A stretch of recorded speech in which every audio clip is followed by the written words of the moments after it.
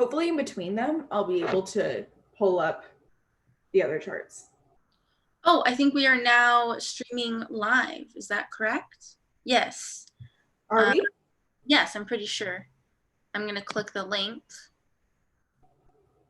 It says it is, at least. Yeah, here, now I see it. Of course, it's always like delayed, so we're always live for a couple of seconds longer than we think we are, which I'm sure is a big treat for everyone watching. Yeah. Wait, oh, what did I do? Scroll down. Okay. Here we go. Hello, everybody. Welcome to another Drag Me show. Yes, here we are. Welcome to another day that is almost the same. Today, I put on makeup. I don't even usually put on makeup to go live with you guys, so today must be a special day. And honestly, Nina, you look the same. I know.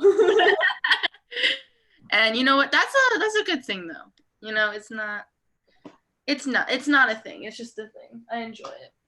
I don't know. So yeah, so today we've got 3 drags, and we still have, today's the last day. The last day, y'all, in our Drag Me promotion. They're all sold out, though. I thought we had 2 left. Maybe we did. I think we have 2 left. I can actually check that right now. I think we have 2 Drag Me's left at a discounted price. You get $10 off. So get them while it's hot. Let me make sure I'm not lying to you.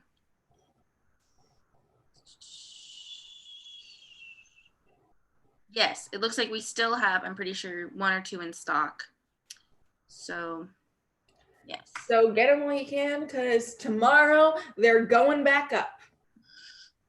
Yeah, and also all of our readings are just in general coming back into stock tomorrow. So if you want an advanced reading or whatever reading, quite a few of them are out of stock right now. Tomorrow is the time. Wait, no, is it tomorrow? Yeah, tomorrow is the time to get that. We're just waiting for Venus to say she's here, and then we are going to start. She's going by an alias, so we need to like make sure that she makes herself known. I don't know if there's like an issue with like commenting from her email or like from her account that has her name. So if you don't want to make yourself known in the chat, you can just shoot us an email and I'll see it right away and I'll know that you're here. Hello, everybody that's saying hi in the chat. What is up? Oh my God. Also, I wished that, okay. She's here. Also, I wish that like, okay, the way that I'm looking at the Zoom is so much better quality than the way the Zoom shows up on the YouTube channel. We need to get this fixed. I know. We need to get this fixed, YouTube. Come together, get your quality up. YouTube live stream stuff and makes it just look so bad. But in any case, we need to get right to it and start Venus's drag. What is shouting out to you, Shaina? Okay, let me take a look-see-poo. Let's see. I mean, Virgo rising, Aquarius sun, Pisces moon. Aquarius sun, Pisces moon is a pretty, like, I don't know. I feel like it's a lot of a combination. I feel like you're a lot for people. Like, I like Aquarius Pisces, but I think of all the Aquarius Pisces people that I know, and y'all are just a little bit crazy. And I don't know. That's not really a drag, but I think you're a lot for yourself because you have a Virgo rising and a Pisces moon in your 6th house. And notoriously, people who have Pisces planets in the 6th house and are Virgo risings are too much for themselves. They don't know how to handle themselves. They're like, oh my God, I am so high maintenance and so low effort for myself that I don't even know what to do. I'm just going to either neglect myself and feel super bad about myself rather than if I was just a Pisces without this Virgo energy and 6th house energy, but like never address how bad I'm making myself feel by neglecting myself. or you're going to be like super type A on the nose, like killing yourself with productivity and never taking a break for yourself and realizing that you can sleep till like 11 a.m. Yeah, I think that especially with this combination, like your anxiety, because it's not only like that Virgo anxiety, but it's emotional anxiety too, that you just like radiate anxiousness, and people around you probably feel very anxious around you. And like, it's like you're probably trying to like ignore your emotions a lot because your Virgo rising wants to not come across like that. But all your Pisces stuff and all your Pisces stuff in the sixth house, you're dealing with your emotions every day. They're there all the time, and yet you're always trying to pretend they're not. You're always trying to like live over them, but everybody feels that shit. Everybody knows. Everybody's like, listen, we know you're upset. And you're like, what, me? Is it hot in here? Everything's fine, okay? Yeah, especially as a Venus in the seventh house, in Pisces as well. You're like, no, me, I can't make myself known. I just need to make sure that everyone is happy and everything is at peace and blah blah blah blah. Also, you're a Virgo rising, so your chart ruler is Mercury, and your Mercury is in Aquarius, and that's a lot because That is a lot. because Virgo already has this reputation of being like super nitpicky and like critical of other people. And then the Aquarius energy, and your sun is in Aquarius as well, has this holier than thou thing. So to have your chart ruler in Aquarius, being a Virgo rising, Mercury chart ruler, Mercury in Aquarius, is like, especially in the political kind of zeitgeist that we're going through, is a lot, especially with your moon in Pisces. You have that like combination of this sensitivity for everything going on politically and this like criticalness of almost like Virgo energy is almost like cancel culture energy. It's like if you're doing one thing wrong in Yeah. the Aquarius political view of what things should be politically, then it's like you're canceled, you're horrible, you're a terrible person. It's black and white, especially that fixed energy is black and white energy. And so I just feel like you might be in this like keyboard warrior vibe to the max with all of this combination of energies. Yeah, and I especially like you just talk so much. Like your Mercury square your Jupiter, you just talk, talk, talk, talk, talk.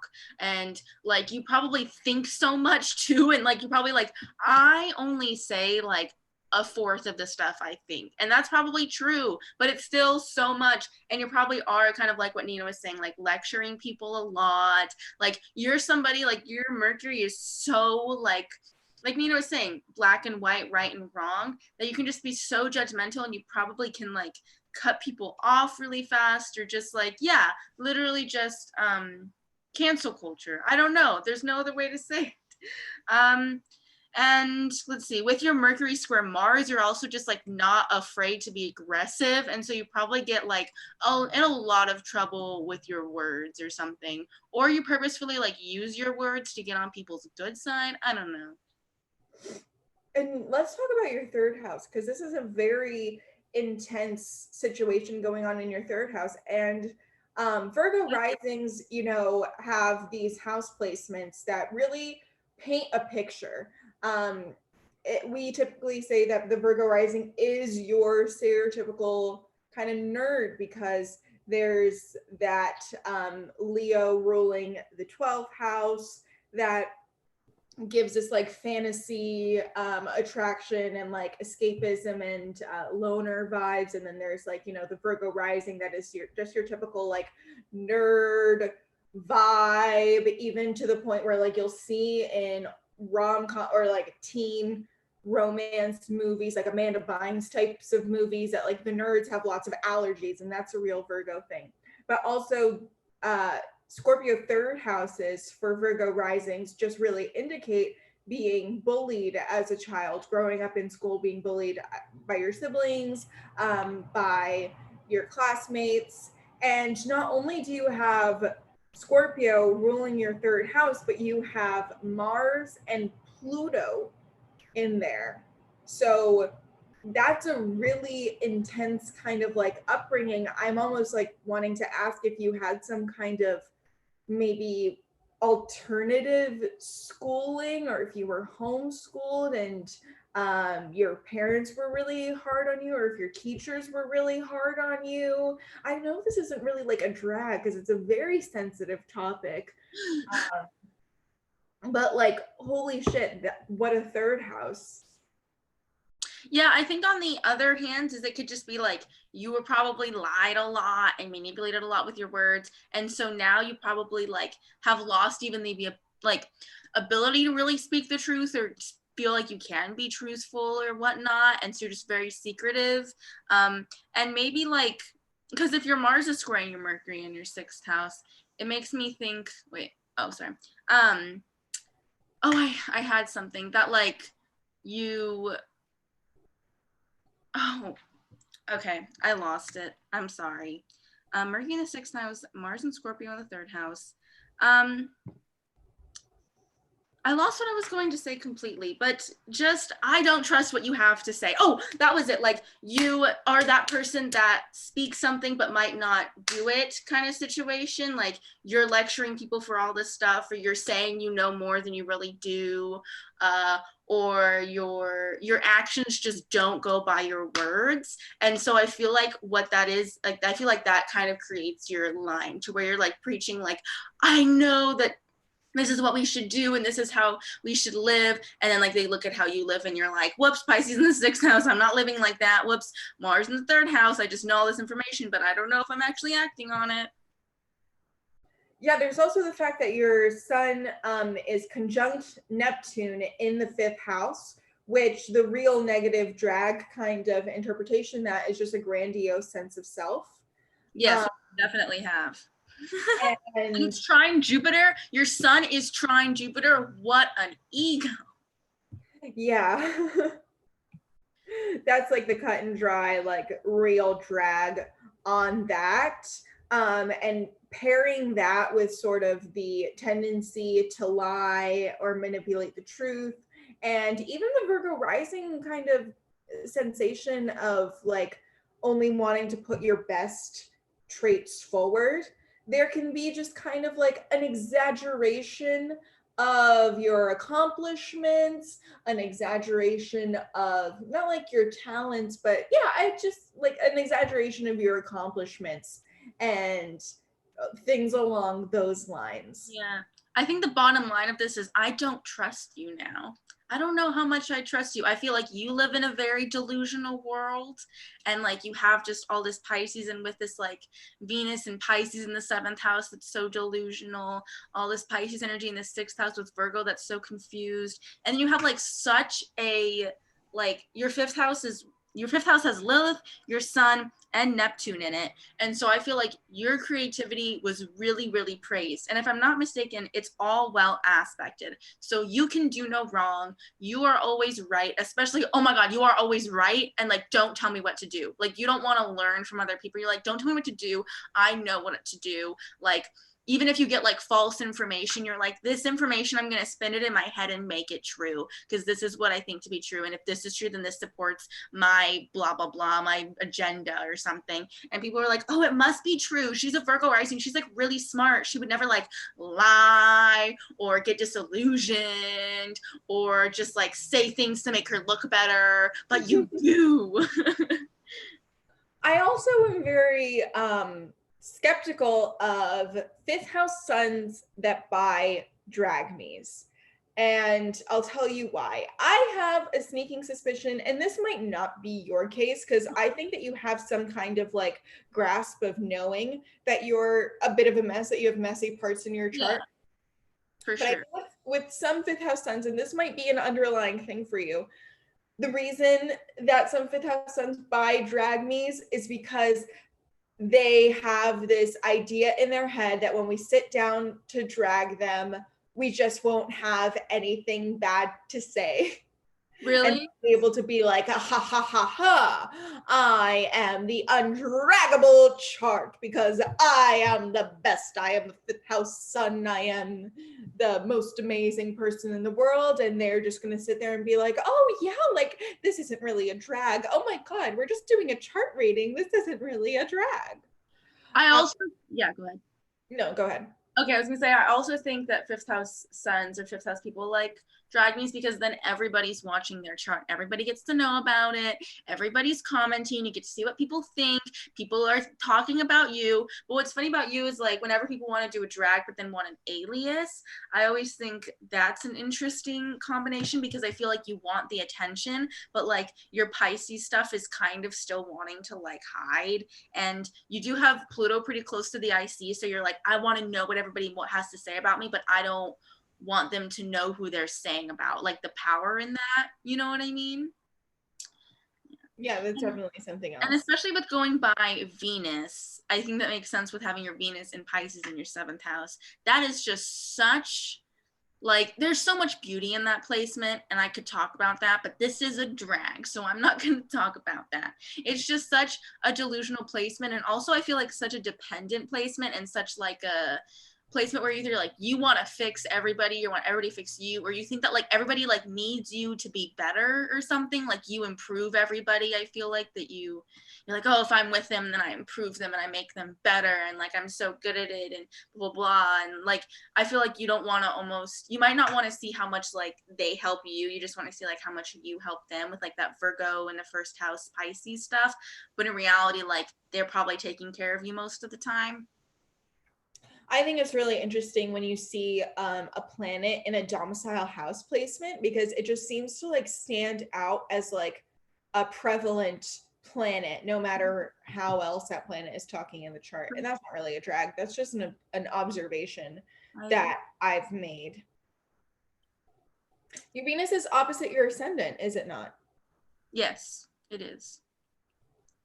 Yeah, you just have, oh my gosh, your moon is square Jupiter and your moon is conjunct Mercury. So you not only feel your emotions, you talk about them and you put on like a show with them. And you probably like really, like you already like being the center of attention, and you probably also like how emotional you are because then it makes you the center of attention like even more, you know. And like you probably hate when people tell you that you're being too emotional, but then also like that's fun because then like you get to react about the fact that people are telling you you're too emotional, so then you get another thing to be emotional about.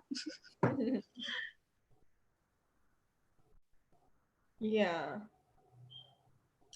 Let's see. There's also, here's another reason why you might want a live drag me, but with an alias, is that your North Node is in the 10th house. That's true. In Cancer. In Cancer. You're like, why is Lana mommy? That's super confusing. Yeah, here's a good old drag on. Oh, never mind. Sorry. I have a drag about Gemini midheavens.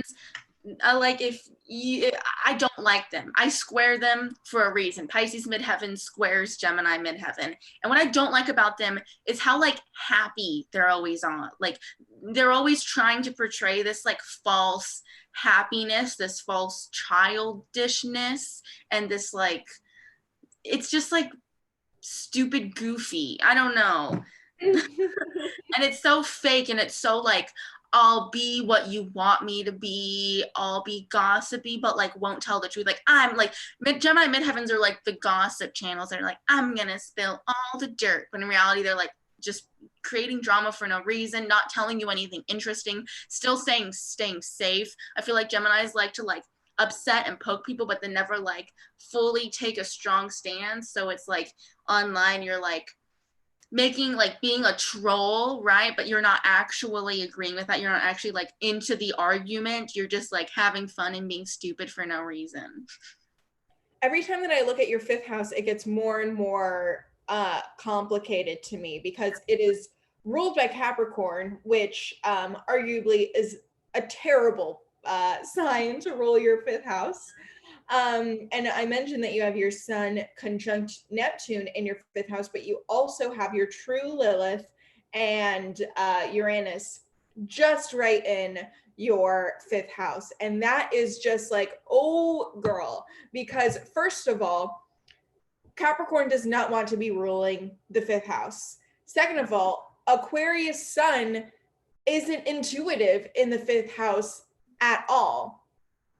And neither is Uranus, because that's Aquarius energy in the fifth house, in the house of Leo. So there's all this kind of like battle of insecurity to express yourself and express creativity, and also like self-obsession and truly believing that you're the best in a weird, like complicated way. If this was like a real birth chart and you didn't have like any questions, or not real birth chart, sorry, real like birth chart reading that you purchased and you didn't have any questions and you were like, just do whatever you feel like, I would just like spend an hour talking about your fifth house.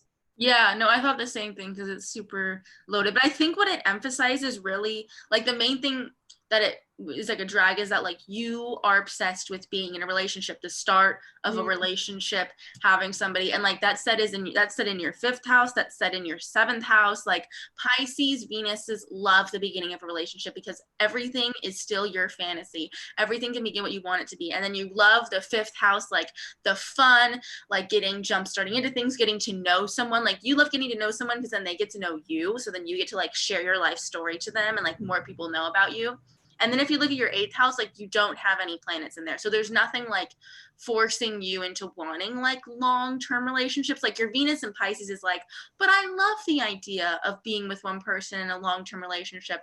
And like, that's your dream, of course. But like at the end of the day, like your seventh house is so mutable. You're like, your Lilith is in the fucking fifth house of Aquarius. You love these detached, like, beginnings and all this stuff that's so much easier and like so much more fun and enjoyable. And then your Pisces being so mutable is like so adaptable and it's ready to kind of like throw away the person onto the next person. And with your Mars, or not Mars, but with Aries in your eighth house, so like kind of Mars energy there, I feel like with Aries in there, you can just be very quick to like cut relationships off. You know what I mean? Like be like, I don't want to get this close to you. I don't want to get this eighth house intimacy with you and like end it and stuff. I would actually argue that you have a push and pull, because if you read anything about Venus in the seventh house, your fate depends on marriage. Yeah, that's what I'm saying. Like the idea, like that's what you really, really want, you know? Yeah. So what I think happens to you is that you get into a relationship, you start talking to someone, and immediately you're painting everything that's going on as like, oh, this is the story that I'm going to tell my children of how we first met. This is the story that I'm going to tell my children, that we're going to say at our wedding, of our first kiss. This is blah, blah, blah, blah, blah, blah, blah, blah, blah. And that's going to be the path that you're going to go on in your mind, and you're just always going to be thinking about the future and like, oh, and this will be our fairy tale of when we're actually together and all this and blah blah blah. And then once you actually get into that position of like being in a serious relationship with this person, and it's not just like this is what will happen in the future, it suddenly gets like not suffocating. Yeah, for sure. And like you are also probably just like on to somebody new now. And also when you realize like it's not the reality is not your dream. Like you don't, the reality is the reality of the situation and not the reality that you want. You're like, this is not what I signed up for. And you probably like get really mad and like blame a person. Like I feel like if you're with somebody, oh, that's your timer, with like any oppositions or anything, which you probably are since you're a seventh house person and you have an opposition. So like if you're with anybody with an opposition to their ascendant, you're probably like, how dare you not be this person the entire time at all times that I thought you were at first, you know? Yes. And that's the end of your reading. And actually, because we started late, we have like 1 minute until our next person. And my Wi-Fi, or just like my internet, or like something, my phone was really not behaving. So I need to actually plug in this person's information very quick. You didn't chime in a lot, but we hope that you enjoyed your reading. We hope that it didn't sting too much, and that you don't hate us now, because I feel like after fifth house sons have dragons from us, they hate us. I guess I did not put in the next person's information either. which is weird. Well, it's a different name for her name and the order name. Do you know what the order number is? The order number is 10226. 226. Okay, perfect. Thank you. Yeah, okay, it's right here. Oh, right. I do remember this. Okay. So we're about to, oh, well, I'm glad that you enjoyed it, Venus. Good. Okay, let me pull up. We are now on to Abby's, and when we know that Abby is in and Nina's got the chart ready, if you need me to send me a screenshot. Oh, I got it. This is now working. Or hopefully it should be. It's loading.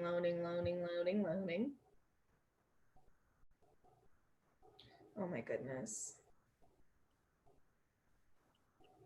Oh my gosh, we got somebody with more fifth house energy.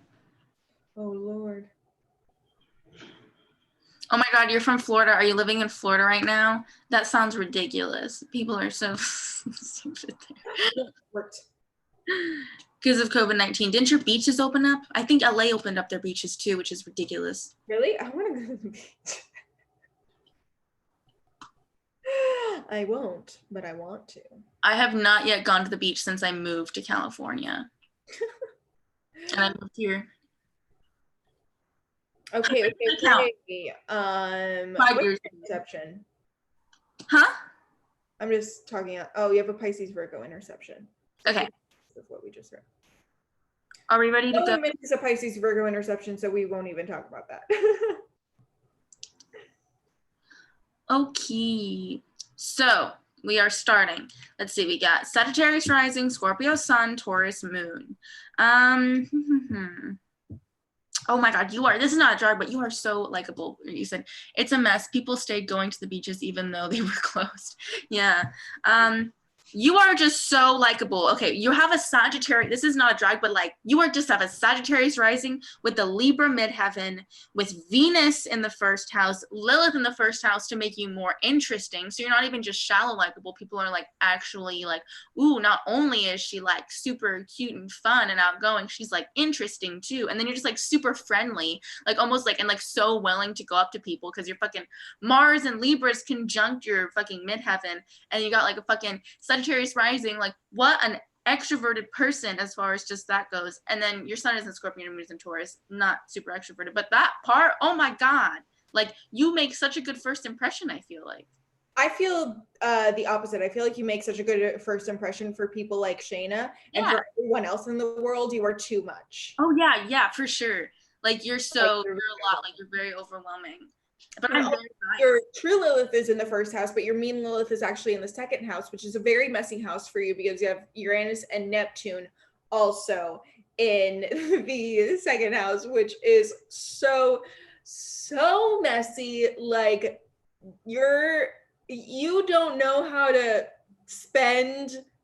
You don't know how to spend versus save versus you're spending money that you don't have. And I just think, okay, because it's also ruled by Capricorn too. So that even adds like an extra confusing addition to it. And I was going to say, what was I going to say? Oh, and you're one of those people that it's like your self-worth and the way you feel about yourself is so like up and down. And you're so hard on yourself. But also at the same time, you like don't see yourself clearly and changes. I don't know. And yeah, you don't understand money. Like people are probably like, don't give Abby money. And you're like, but I'm trying really hard. I got a Capricorn second house. I promise I'm like doing my best. But then you're like, where'd it go? What happened? How did I? Oh no. This is what happens is that with Capricorn ruling the second house, your self-worth is predicated on your work ethic. And it's not about like the amount of money that you have in your bank account in your case. Because it's based on your work ethic, but also you need to work at something that is Neptunian and Uranian. So you need to work on something that is artistic or that is spiritual and that is definitely outside of the box. Real big cliff notes on that. But then with Lilith and with Uranus in the second house, it's like you're working hard, working hard, working hard. You're not gaining all that much for how hard you're working, probably, at least at this point in your life.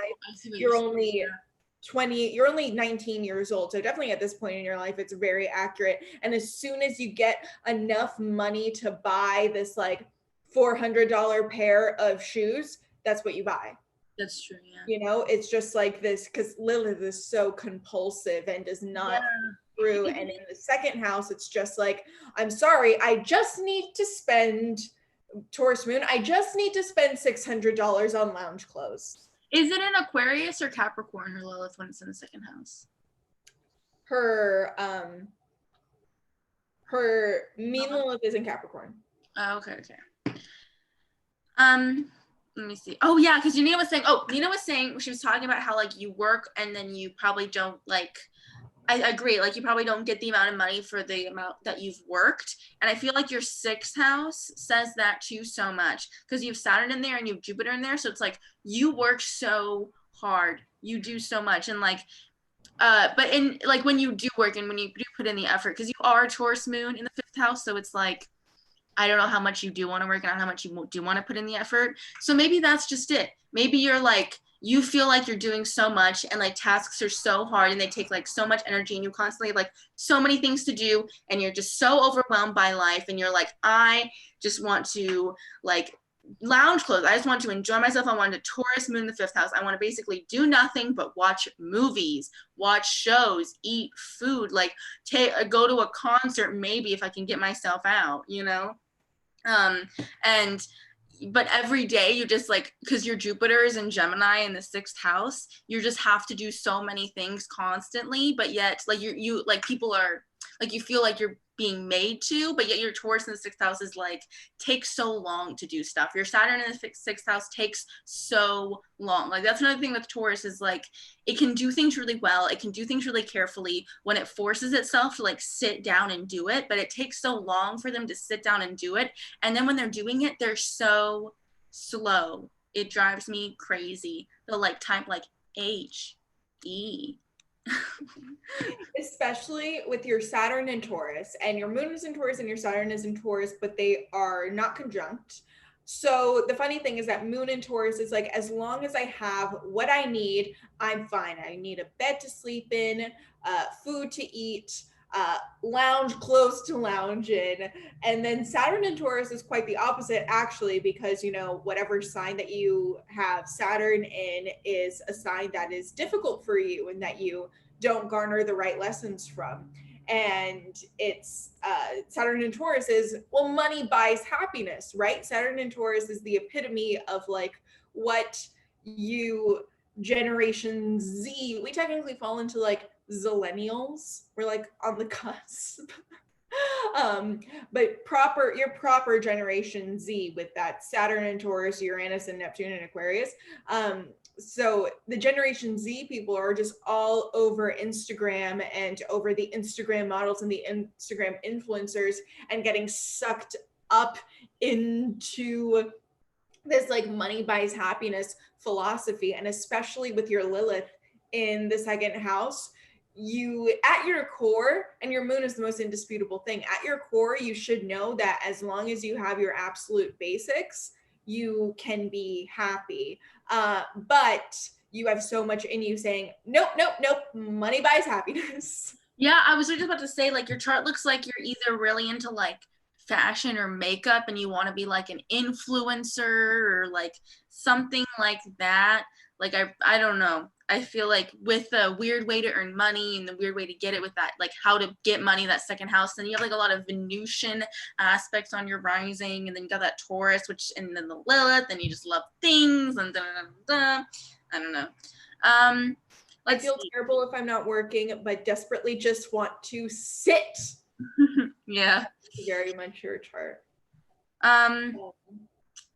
I guess like a drag for Venus and Sagittarius, or just Sagittarius in general, is like, I guess for Venus Sagittarius, like it can be such a douchebag placement. Like it has the potential to just like I really like it, but I am looking at this from like somebody else's perspective. Is like, for one, it has like a very honest. There can be a very honest streak to it, and for two, it can get bored so easily, and it can like want and like have such like, okay, Gemini has like a wandering eye. It'll like message people, it'll do this. Sagittarius won't sit back and just message the person. They're gonna go after the person. They're gonna actually act on that, like if they want to do that. And also like there can be like a major selfishness where it's like, because they don't get super involved in the feelings, especially because yours is in the first house, it's not a very like feelingy emotional Venus. Like let me look at the aspects really quick. Yeah, no. Oh my gosh, you have Venus in Sagittarius square Mars and Libra like me. Sorry. So it's like you're gonna like jump into things. You're gonna like, this is fun. This person is fun. Da, da, da, da. Like no big deal. I'm not thinking much of it. They're not thinking much of it. And then like if you get involved with a person that is thinking a lot of it, you're like, oh shit. And then you can just be a big dick because you're like, I didn't sign up for texting this person. I didn't sign up for having emotions and dealing with theirs. I didn't sign up for a long-term situation. Or I feel like this is this is like, I feel like both I feel like this is my Venus and Sagittarius, Mars and Libra. Like I'm like, I have to try people out first before I know if I like them or not. And that can be like a really douchebaggy thing in the sense of like, you're just assuming like nobody, like whatever, you know, like if it becomes more and then you're like, it was just, I just have to try it out. And it's, I don't know, does that make sense? It's just, it can be rude, you know? I actually was thinking about Venus and Sagittarius when I was watching that show, Too Hot to Handle. Very like trendy right now as far as the Netflix reality TV show stuff is going on. Obviously, I'm all over that stuff. I don't know if that's obvious to you, but it's obvious to anyone who knows me.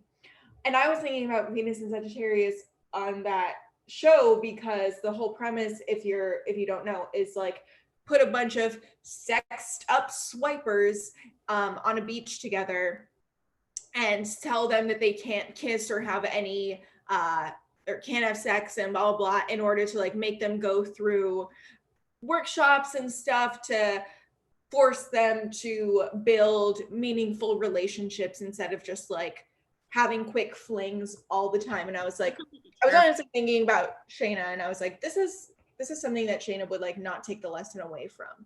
And honestly, it's a really stupid show. And I'm just saying, like, I would absolutely hate to be on that show. Because Yeah. how do you know? That's my question. How do you know until you've tried it? You don't. Right. And so like I just thought I thought it was really funny that it would be like a Venus and Sagittarius thing to just be like, this is stupid and not gain like the lesson from it. Because what actually ended up coming out from that show was like people being like, oh, I use sex as a way to numb myself and to boost my actually very low self-esteem. See, that's why I don't need the show.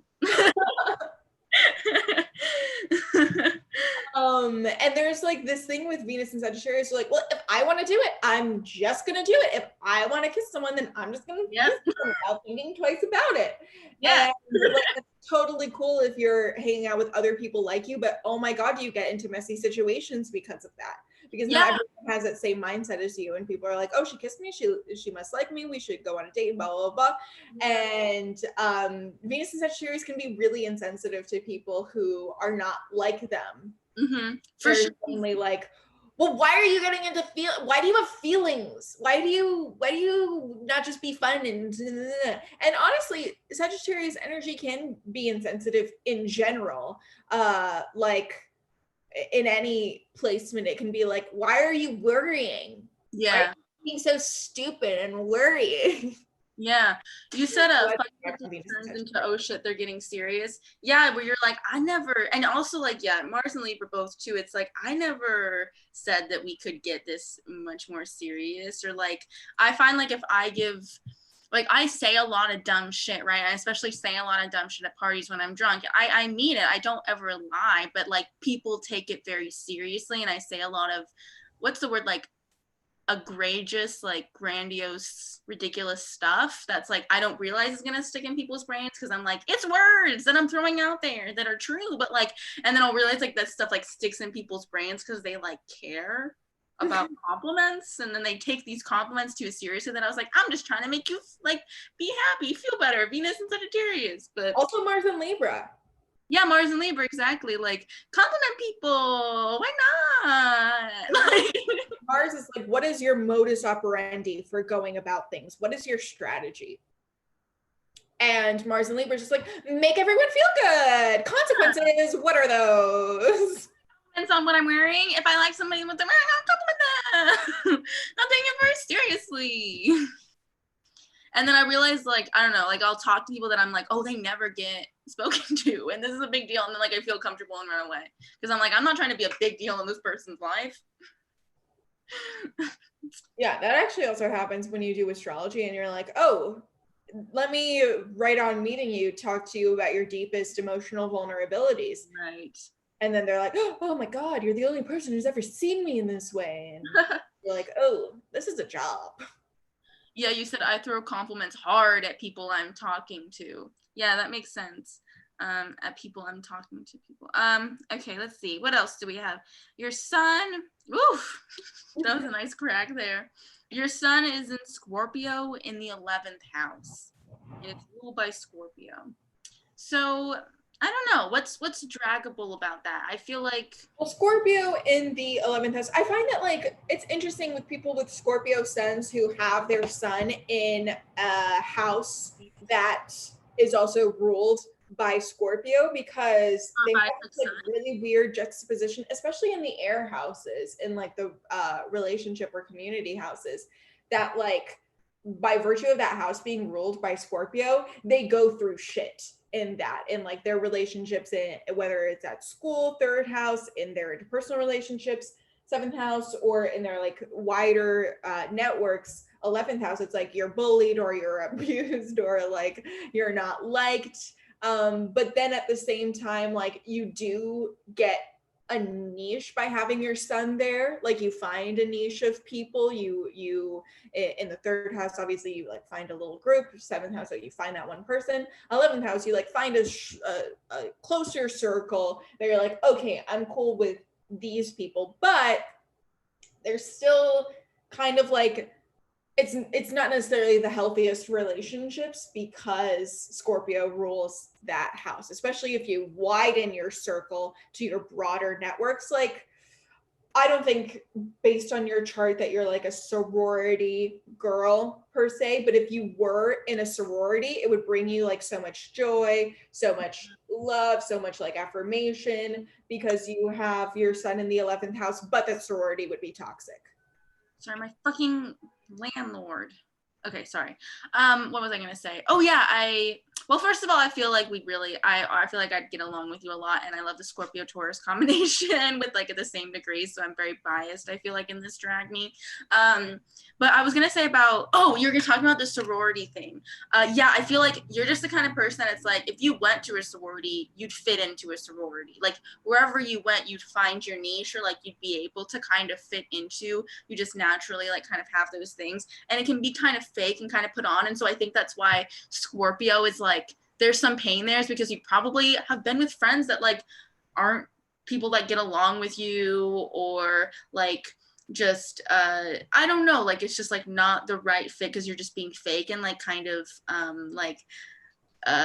imitating your way through it with all that like Libra energy with the Sagittarius energy, you know what I mean? I don't know. I'm not doing very good at a drag because I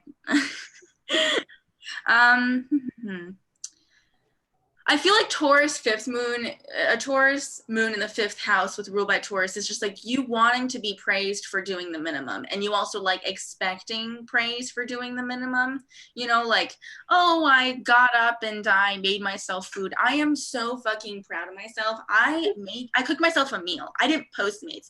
You know what I should do to congratulate myself for not Postmating? Postmate dinner. you know? No, it's like you make dinner and you're like, oh my God, I didn't Postmate dinner. I'm so proud of myself. I should Postmate dessert to reward myself. Yeah, exactly. Um, is there anything else you would like us to drag? I'm seeing if there are any aspects. Um, I I mean, feel the obvious, this is a deep, dark drag, but the obvious is like, I don't know how long it's been since we've mentioned this, because this is like something very prevalent that we've talked about, I'm sure, before, is the Scorpio Taurus opposition is like big binging and purging vibes. for sure. Oh my God, for sure. Especially with all that sixth house stuff. Yeah, especially with like the messy sense of self-worth in your second house. You said the quarantine is turning into a procrastination cook. That's literally what my roommate's doing, like 100%. Also, I was gonna say with the Taurus and Scorpio, you like go back and forth between like evil and mischievous and like kind and warm-hearted, and it's just like always like which one is the true motive, and you're like so confused because you're like they're both the true motive. Sorry, my landlord's annoying me. But that's your time, isn't it? You technically have 1 minute left. Okay. Let's see. Virgo Pisces interception. Oh. That totally like brings home the lazy thing. Yeah. Oh, for sure. And like not having to do stuff for yourself, and then double Taurus Scorpio, just double kind of being taken care of and stuff. And also probably like you might have a lack of like understanding other people's emotions because of that Pisces. Like you don't really like when people are like, I'm so sad for you, you're like, I don't get sad for people, I'm sad for me. Like I don't know, you know. Yeah, especially with moon in the fifth house, that's a big moon in the fifth house mood. Also like there's some issue with you with Pisces energy because you have this Pisces interception and you have Pluto in the 12th house. Oh yeah, very true.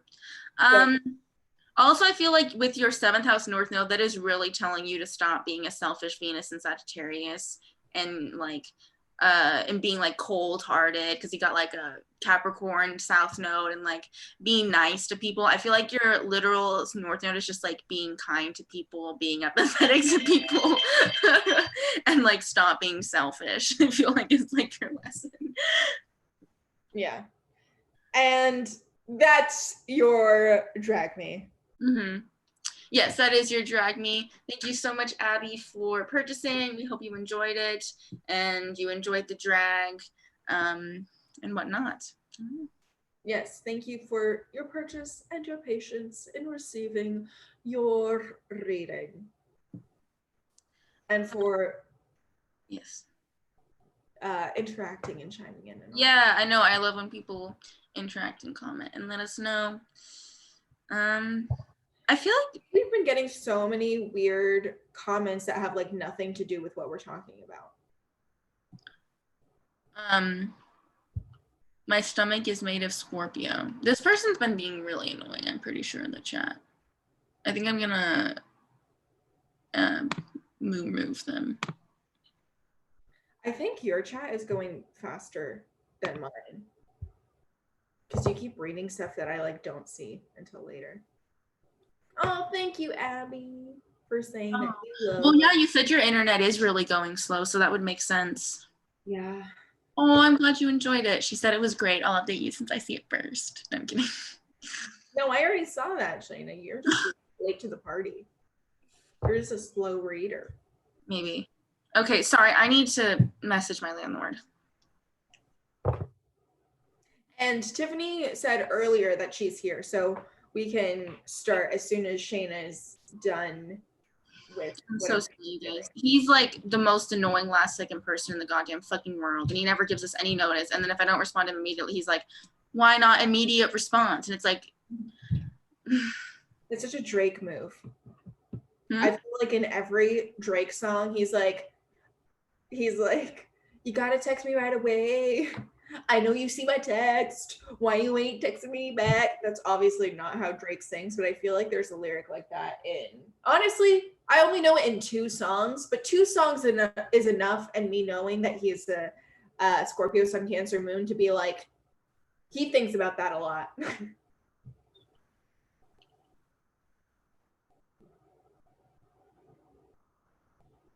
what bothers me is he never texts Dan, even if I don't respond. He won't text Dan. That's funny.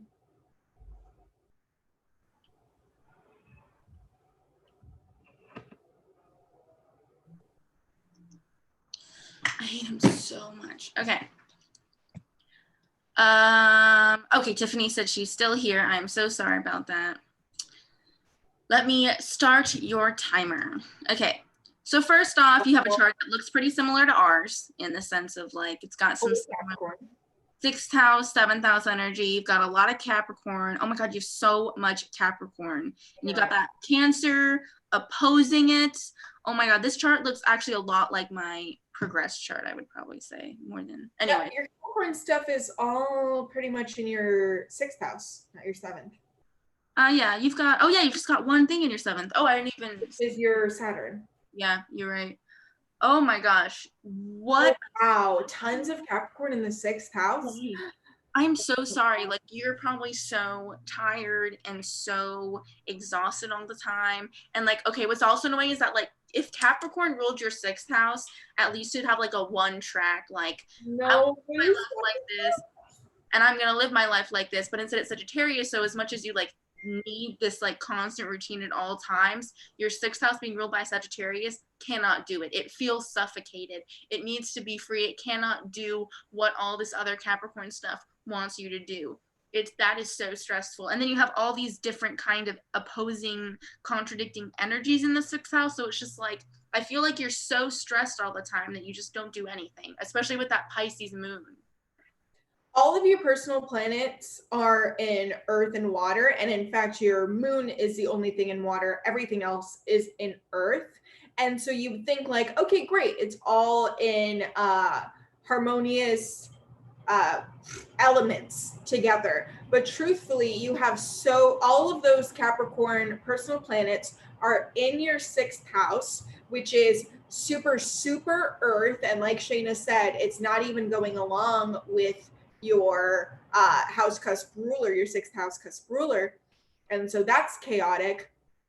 And then your other two personal planets that are not in Capricorn are in Pisces, moon in Pisces, and Mars retrograde in Taurus.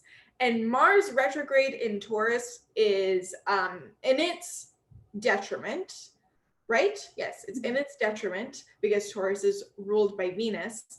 And plus it being retrograde, that's a really hard energy to deal with, especially because you have all of this Capricorn energy that if it was in your Mars sign, it would be exalted, but your motivation truly is so stunted and like having a hard time with your Mars in Taurus retrograde.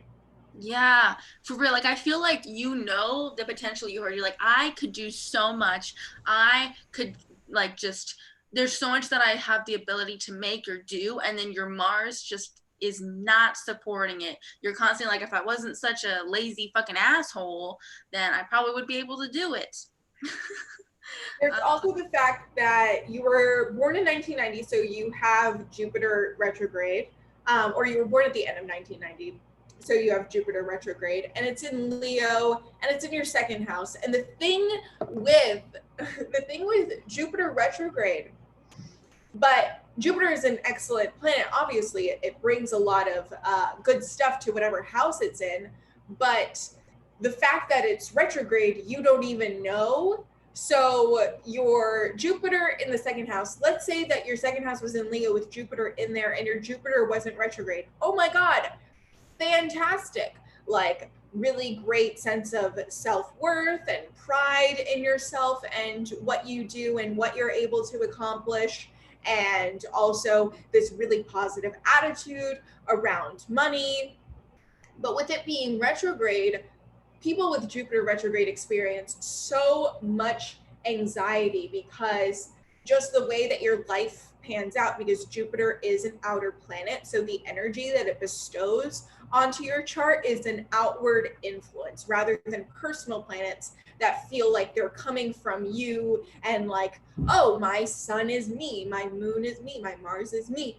Jupiter is coming from the outside, and it's like, this is the luck that you get bestowed upon you. Great, fantastic. That seems like a great thing. But if it's retrograde, then the onus is on you to create that sense of optimism, that sense of luck. And what that denotes is that in your life, you don't experience a lot of actual things in your life that happen that would give you any reason to be optimistic and hopeful and positive.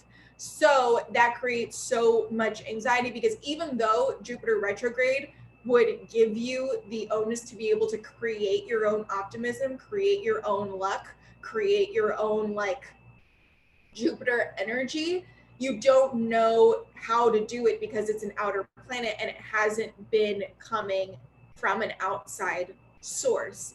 And this is so not a drag interpretation, but it's just to say that you don't know how to believe in yourself.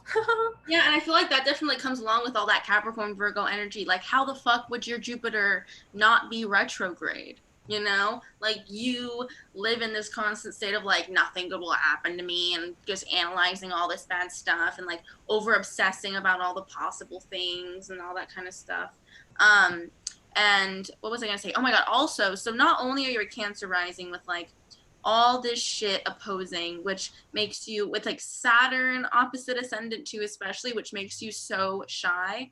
You also have Chiron in Cancer in your first house. So you are not like shy, you're literally painfully shy. Like you don't like being looked at. Like you don't like being seen. And I think that definitely has to do with that like sixth house kind of like working behind the scenes, serves another person kind of energy. You're probably always doing things for so many other people, or like maybe your job requires you to kind of take care of people or do things for other people. Even if it's a job that literally is like a restaurant and you're just like bussing the tables all the time, you're literally still kind of doing something for other people all the time. And so it's just like constantly doing that. And then all that stuff is like, you've got squares to your Aries midheaven that's like, but I want to be the leader. But then, you know, at your depths of your core, you're like, I could never be looked at like that. Like I could never take that kind of on. But yet that's like either all that's what gets put on you, maybe like you're always being forced to, or like you have a definite want, or like, you know, you just can't get yourself to like get up and like take control, or like take up space even, you know, and do that. Yeah, these oppositions with your Capricorn planets and your Cancer rising also create like this emphasis and this focus, and therefore this kind of maybe like unhealthy obsession with how people see you and what your identity is versus who you feel like you are in the inside. And so like an obsession with your identity. Then put Chiron there in the first house, and it's like definitely an unhealthy obsession or unhealthy focus because it is so surrounded by insecurity. Then you would think, okay, great, well, Leo in the second house, that makes you that's like a little bone that they throw at us Cancer risings, like, well, let's give you Leo in the second house so that you feel confident with having yourself and the attention that you get be your source of self-worth, you know. But then throw a retrograde Jupiter in there. That means that like there is an extra emphasis on you feeling that in order for you to be worthy, you need to be seen. In order for you to be valuable, you need attention from other people. But you don't believe in yourself. So even as much attention as you get from other people, that will never be enough for you because you don't have that innate belief in yourself, because growing up, you didn't have anyone telling you everything's going to be okay. You're allowed to believe in yourself. And then it's just like a thing where, especially with your south node is in the first house. Is it? Yes. Yeah. Your south node is in the first house, so there's adding more all this emphasis around your identity, but there's also this blanket of insecurity around your identity. And also, that's tough. Yeah. And also just like people not taking you seriously, like people not seeing how much you work, people underestimating you, people not valuing you.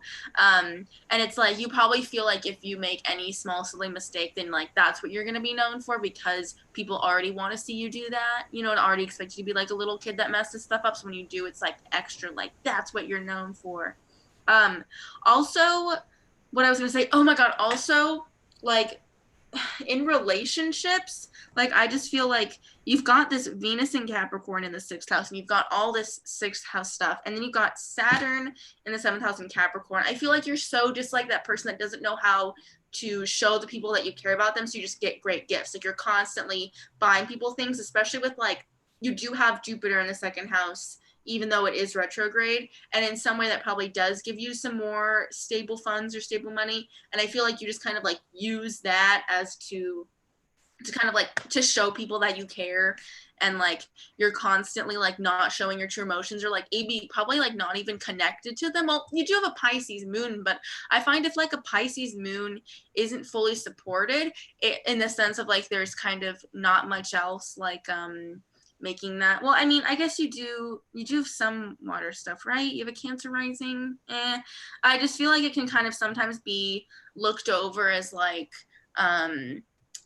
your moon placement is just you being an escapist, being like lazy, just kind of like you're almost like ignoring it constantly. Like your moon placement is ignoring, especially like in the 9th house, just like constantly running away from it and like not wanting to like hone in on all the amazing things of a Pisces moon, but instead just being like your Capricorn 6th house self, like not having time for it. So it's like when it does come up, you being like, if I just watch a movie, it's fine. And I've Pluto in the 5th house anyway, so I'm obsessed with, I don't know if it's movies, but I'm obsessed with whatever it is I watch or whatever I do anyway, so that can distract me from it.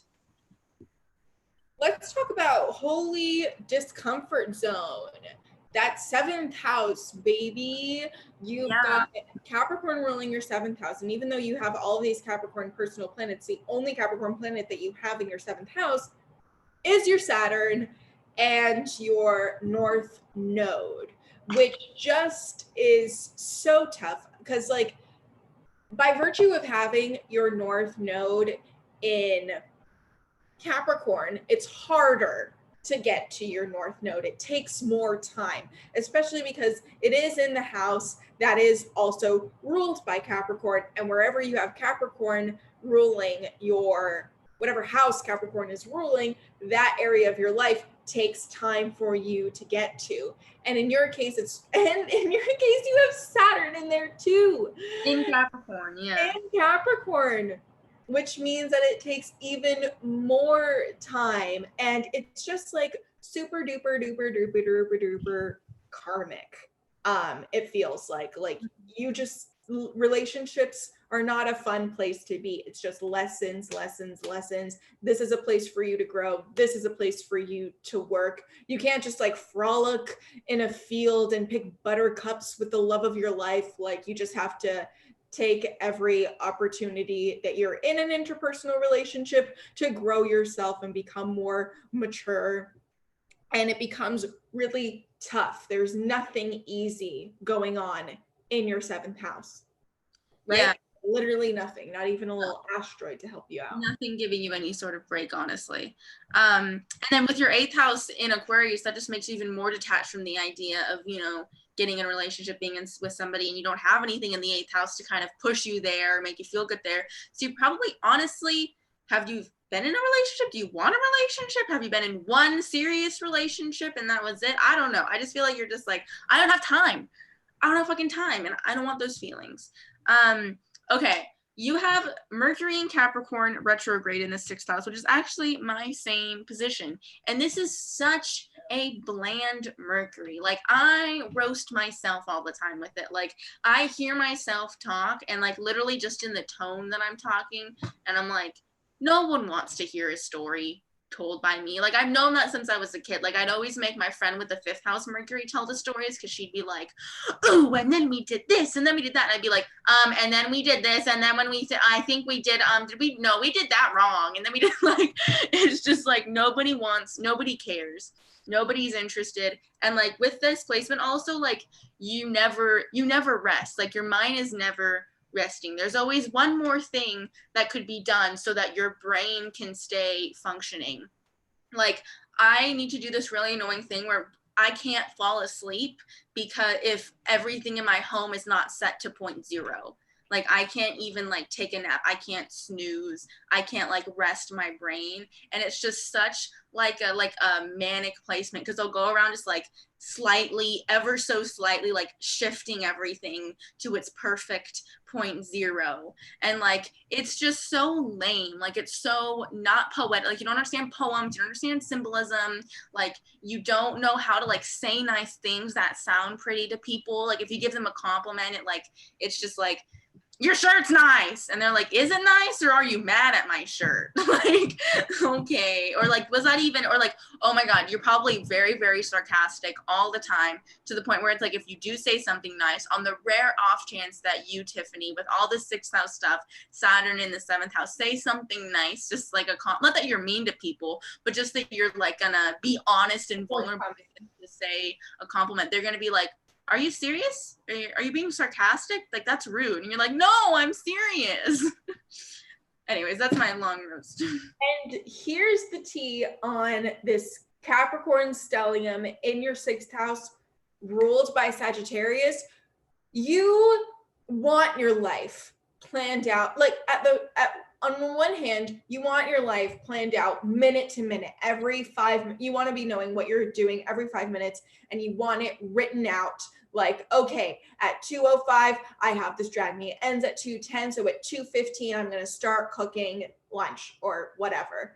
And like, that's in theory how you want your life to be planned out. So great, you grab your little thing, you put all like your little to-do lists and blah blah blah, and you're like, great, this is how I want my day to go exactly. And then you're like, well, what if in the middle of the day someone wants me to go to Santa Barbara with them? Then I won't be free to go to Santa Barbara with them. That's like your Sagittarius ruling your sixth house talking. Like, but I want to not in the mood like, to do it right now. Huh? Or like something comes up and now you're not in the mood to do this, you know, or like the anxiety of like, well, what if I don't have the freedom to do something else at this point? What if someone invites me to do this and I have this scheduled there? And then like, of course you could be like, oh, well, then I just won't do this and I'll go to the party with so-and-so. But then it's like, well, then if I go to the party with so-and-so and I don't meal prep, or if I don't clean my bathroom, then I'll have to postpone cleaning my bathroom until Sunday. And then on Sunday, I'm supposed to be reorganizing my bookshelf. And then I'll have to put off reorganizing my bookshelf. And then if I reorganize my bookshelf on Tuesday, then maybe so-and-so will invite me to brunch and blah, blah, blah. And it's like this constant push and pull of like, you essentially want your life scheduled to the minute, but want the freedom to do everything. And you just can't have both. And you live in the constant push and pull of wanting both, and you just can't have it. I feel like also with most sixth house people, they're very clean, they're very neat, and they keep good hygiene. I don't think you keep good hygiene because you have Neptune in there, you have a Uranus in there, and you have a Lilith in there. Now, your Sun and Mercury wants you to keep good hygiene, wants you to keep clean, and you're really grossed out by a lot of stuff. But then your Neptune, Uranus, and Lilith are just so on this other side, just confusing the shit out of you and making you feel so chaotic, making every day so chaotic, making you be like, but in reality, like first you do the Neptune thing of like, this body doesn't matter. I washed it 2 days ago. It doesn't smell. I don't really care. I'm not seeing anybody. And then your Lilith is like, yeah, fuck hygiene. I don't need it. I'm a person and I can live how a person does and it's fine. But then your Venus comes in there and it's like, but that's so gross. But I need to at least look presentable. But like, I don't know, it's kind of nice to just like relax and like take a shower and like I can put that on my to-do list and then like check off that I took a shower so it'll make me feel better. But then again, you're like, Uranus is like, but I don't have time for that, but I'm too anxious. And then if I take a shower, then will I have time to eat? I don't have time to cook. I only drink Soylent. Yeah, some sixth house people are just like, if I could just get all of my nutrients in a pill, I would. Yeah. I think that's so you. Moon in Pisces, all that Capricorn stuff, it's that mixture of like productivity and like not really connecting to the sensual pleasures of life, as in like sensorial five senses. And you're like, well, if it would just like make my life easier, I would just take a pill that would give me all of my nutrients, because you probably have a really hard time just like sitting down and enjoying a meal. Although that might be different in your culture. That's kind of a very American interpretation. I feel like that's not the same in most cultures. Most cultures value food a lot more than Americans. It might be like, oh, sorry. Yeah. It might be like if you don't cook for yourself, if you have to cook for yourself, you're not going to. But if somebody else does it, you're gonna might enjoy it, and you're like, yes, this is my Pisces, I'm gonna get to relax it. But it's like me taking the time to cook, I'll just not feed myself. Yeah, that could be it. Yeah, so that is your Drag Me, Tiffany. It was fun having your friends chime in. I'm glad that they agreed and liked the drag, it seemed, or your friend. But yes, thank you so much for purchasing. And again, we are having a Drag Me sale literally just until the end of today. I think we have 1 or 2 left. So if you want to drag me as well, now's the time to get one. And yeah. Again, thank you so much to everybody that is a part of this Drag Me show. We're going to continue to be doing a few of these here and there. I think me and Nina, for personal reasons, are taking a break for a week or so, but we'll be back. And yeah, I don't know. We'll probably do some other live or something. I don't know what's going on. We go, but we'll play it by ear. We're Pisces, midheaven, so you probably think we're like a total mess, but that Virgo I see though. Oh, I'm glad it was accurate and you guys enjoyed it. Oh, thank you so much. Yeah, thank you. And yes, so yes, thank you for your purchase and your patience in receiving this reading. And yeah, hope that everyone is staying safe, sane, and healthy during this time. I actually heard that testing is a lot more widely available now. It's just not being as widely broadcasted. So if you want to go to your state's health department online page and see if there's drive-through testing or antibody testing available, I heard that that's a lot more widely available now. Now this video will get demonetized because I brought up the thing, but yeah, that's something that I heard if people are interested in searching that up for themselves, because that's really helpful to know for anyone watching. That is really helpful to know. I've been noticing that too. Anyways, I think that's the end of our live. Thank you everybody who joined, and thank you everybody who purchased and supports this channel. And I'm in charge of ending the stream. How do we do this? One day I'll figure it out much better. Not end meeting, just stop live stream. Okay, say your final goodbyes, Shaina. Goodbye. Bye.